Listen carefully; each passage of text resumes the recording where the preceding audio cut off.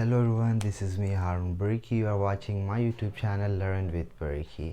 जो व्यूवर्स आज जो हम टॉपिक कर रहे हैं वो सेल वॉल के बारे में कर रहे हैं। इससे पहले जो लेक्चर था वो हमने सेल स्टार्ट किया था, फर्स्ट ईयर का कोर्स स्टार्ट किया था, पहला चैप्टर है इसमें सेल के। अब हम अंदर जा रहे हैं, ऐसे ऐसे के कंपोनेंट को हम स्टडी करेंगे। यानी जो पहला हम अब स्टडी कर रहे हैं वो सेल वॉल है। अच्छा, सेल वॉल क्या है इसकी डेफिनेशन करते हैं। It is rigid hard permeable and non living outermost boundary of plant cell. ये प्लांट सेल की हार्ड यानी सख्त, रेज्ड सख्त और आउटर मोस्ट बाउंड्री होती है, यानी जो सबसे बाहर वाली बाउंड्री होती है प्लांट सेल की, या तो वो क्या होगी, वो सेल वॉल उसे कहते हैं। ठीक है। अच्छा, सिर्फ सेल वॉल जो है ये सिर्फ प्लांट के अंदर नहीं होती, ये बैक्टीरिया के अंदर भी होती है, ये फंजाई के अंदर भी होती है, ये एल्गी के अंदर भी होते हैं। अच्छा, इसकी डिस्कवरी की बात करें तो रॉबर्ट हुक ने 1605 में प्लांट सेल वॉल को डिस्कवर किया था। जिस तरह मैंने बताया कि सेल वॉल और भी होते हैं। अच्छा, अगर इसकी कंपोजिशन की हम बात करें, कंपोजिशन कि ये जो प्लांट सेल वॉल है ये कैसे बनता है, it is made up of cellulose. ये सेल्यूलोज से बनता है। किससे? सेल्यूलोज से बनता है।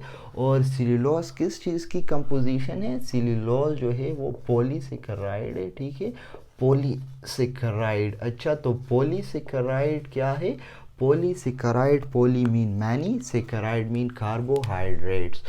तो ये इट्स मीन ये हुई कि ये जो ज़्यादा कार्बोहाइड्रेट की जो complex amount of arrangement of molecule से सेल्यूलोज बन गई है। ठीक है, तो ये सेल्यूलोज है। और एक और बात याद रखें, आप एमसीक्यूज़ के लिए भी ये बात याद रख सकते हो कि ये जो सेल्यूलोज है ये most abundant number on earth surface present होते हैं। सो मोस्ट अबंडेंट कार्बोहाइड्रेट कौन सी? वो सेल्यूलोज है। Most abundant carbohydrate on earth surfaces cellulose, वो सेल्यूलोज है। अगर सेल्यूलोज की हम बात करें तो ये क्लॉथ्स में भी यूज़ होता है, ये फाइबर्स में भी यूज़ होता है, ये पेपर्स में भी यूज़ होता है। लेकिन आपने ये याद रखना है कि ये जो प्लांट्स की सेल वॉल है वो किससे बनती है? वो सेल्यूलोज से बनती है। और वो पॉलीसेकेराइड होती है। Poly mean many, saccharide mean sugar या फिर कार्बोहाइड्रेट्स, इनकी many carbohydrates molecule complex number of arrangement, और वो इसकी अरेंजमेंट से क्या बनती है? सेल्यूलोज बनती है।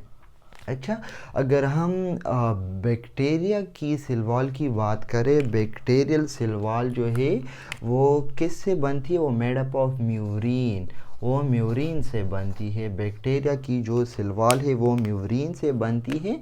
और म्यूरीन किसकी कंपोजिशन है? वो पेप्टिडोग्लाइकन की, ग्लाइकन की कंपोजिशन है। पेप्टिडोग्लाइकन क्या है? Peptide mean amino acid. Peptide जो है वो अमाइनो एसिड से निकला है, और ग्लाइकन कार्बोहाइड्रेट यानी शुगर। तो इट्स मीन कि जो बैक्टीरिया की सेल वॉल होती है म्यूरीन, इसके अंदर भी कार्बोहाइड्रेट पाए जाते हैं, लेकिन इसके साथ अमाइनो एसिड भी प्रेजेंट होता है। अच्छा, और एक और बात इसके बारे में याद रखो कि बैक्टीरिया की एक स्पीशी है जिसको माइकोप्लाज्मा कहते हैं। क्या कहते हैं? माइकोप्लाज्मा। तो इस माइकोप्लाज्मा के अंदर क्या होता है? लेक ऑफ सेल वॉल होती है, इसमें सेल वॉल एब्सेंट होती है। ठीक है, तो आपने ये भी याद रखना है, एमसीक्यूज़ के लिए भी आपने याद रखना है कि एमसीक्यूज़ में ऐसा भी आ सकता है कि which species of bacteria do not contain cell wall. तो आप कह सकते हो कि माइकोप्लाज्मा। तो माइकोप्लाज्मा के अंदर हमारे पास क्या होता है? उसके अंदर हमारे पास सेल वॉल एब्सेंट होता है। अच्छा, नेक्स्ट अगर हम फंजाई की cell wall, fungal cell wall के बारे में बात करें तो ये जो फंगल सेल वॉल होती है वो भी पॉलीसेकेराइड से ही बनती है, फंगल सेल वॉल। लेकिन इसमें नाइट्रोजीनियस कंपाउंड्स या एलिमेंट्स प्रेजेंट होते हैं। नाइट्रोजीनियस कंपाउंड या एलिमेंट इसमें प्रेजेंट होते हैं, और ये भी पॉलीसेकेराइड ही से बनते हैं। आपने ये याद रखना है कि ये जो फंगल सेल ये काइटिन से बनती है। किससे? काइटिन से बनती है। और काइटिन के अंदर नाइट्रोजीनियस कंपाउंड्स होती हैं, ठीक है। तो आपने ये याद रखना है कि प्लांट सिलवाल सेल्यूलोज से बनती है, फंगल सिलवाल जो है वो काइटिन से बनती है, और जो बैक्टीरियल सिलवाल है वो म्यूरिन से बनती है। अच्छा, अब हम बात करते हैं इसकी स्ट्रक्चर के बारे में। आप देख रहे हो मैंने एक दो सेल्स बनाए आप लोगों के लिए। स्ट्रक्चर सिलवाल की किस तरह ये प्राइमरी वाल से, मेडल लेमेला से, सेकेंडरी वाल से बनते हैं, इसको एक एक को पढ़ते हैं।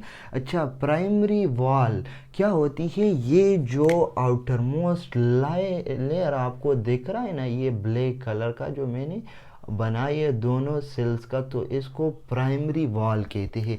और ये जो प्राइमरी वाल होता है ये सेल्यूलोज से बनता है, हेमीसेल्यूलोज और पेक्टिन से। सेल्यूलोज पर तो मैंने बात की कि ये पॉलीसेकेराइड है, ठीक है, और कार्बोहाइड्रेट से बनती है। और हेमीसेल्यूलोज ये एक सिंपल कार्बोहाइड्रेट से बनती है, एक सिंपल सी कार्बोहाइड्रेट होती है। और जो पेक्टिन है उसके आगे हम बात करते हैं।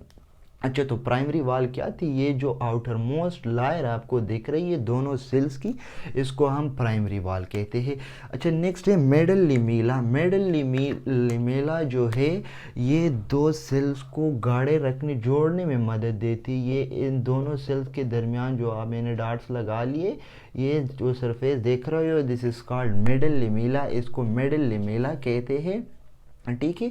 और ये जो मेडल लिमेला है, ये मैंने क्या बात की, ये दो सेल्स को गाड़ने में, जोड़ने में, फ्यूज करने में मदद कर देती है।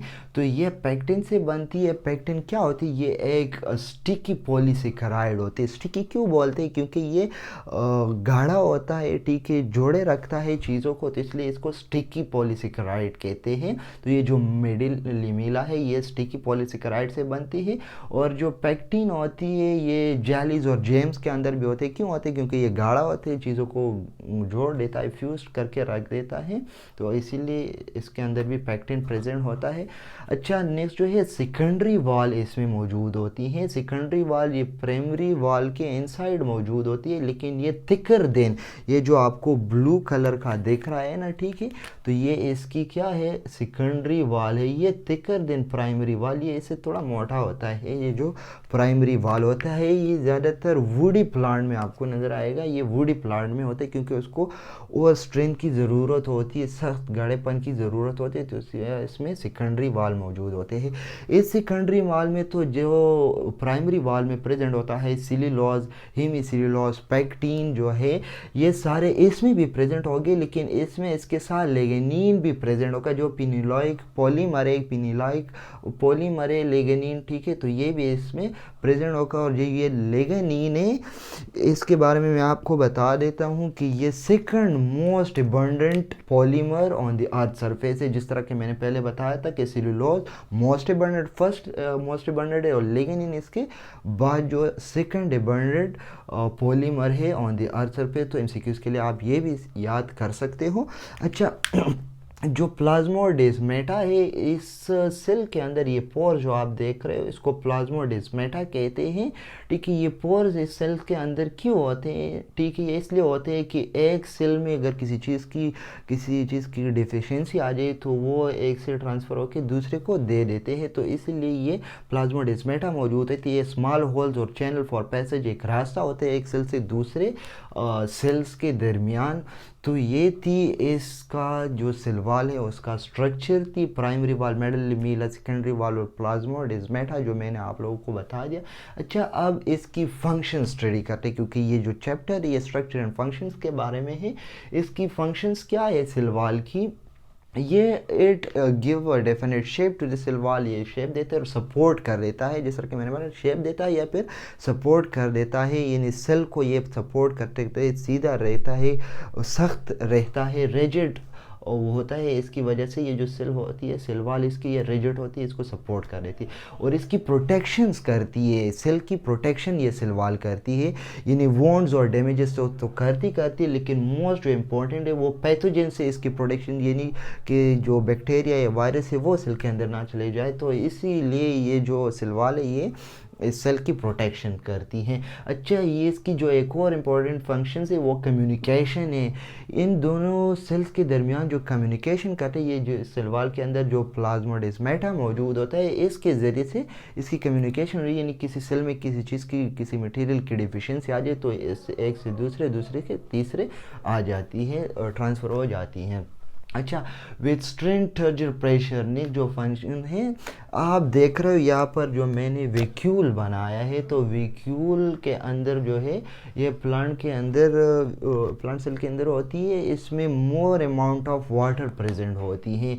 ये वैक्यूल के अंदर अगर वाटर की अमाउंट ज़्यादा हो जाए तो ये बर्स्ट भी हो सकते हैं, तो उससे ये जो सेल वॉल है ना, ये उसको प्रोटेक्ट करती है, इसकी बर्स्ट होने से बचाती है, ताकि ये ताज़ा रहे, गाढ़ा रहे और ये बर्स्ट ना हो सके। ठीक है, ये जो वैक्यूल होता है ये ताज़ापन में सेल की मदद देता है। जैसा कि फ्लावर है, उसके अंदर अगर पानी तो वो मुरझा जाता है, अगर इससे ये भी बर्स्ट हो जाए तो ये मुरझा जाते हैं फिर। तो इसको गाढ़ा इसको सही रखने के लिए इसकी प्रोटेक्शन कौन करता है? यही सेल वॉल करता है। अच्छा, जो स्टोरेज भी है कुछ प्लांट में, जो स्पेशली सीड्स में, सीड की इसकी कुछ स्टोरेज होती है। जिस तरह हमने कहा कि जो सेल वॉल है ये सेलुलोज से बनती है, ठीक है, और जो सेलुलोज में क्या होती है, उसमें कार्बोहाइड्रेट्स होती है, तो कार्बोहाइड्रेट की एनर्जी है, तो उसके तौर पर ये इसे ब्रेक कर लेते हैं, ये जो सीड है, और ये फिर इसको यूज़ करते हैं। तो ये एज ए स्टोरेज भी काम करते हैं, स्पेशली इन सीड्स।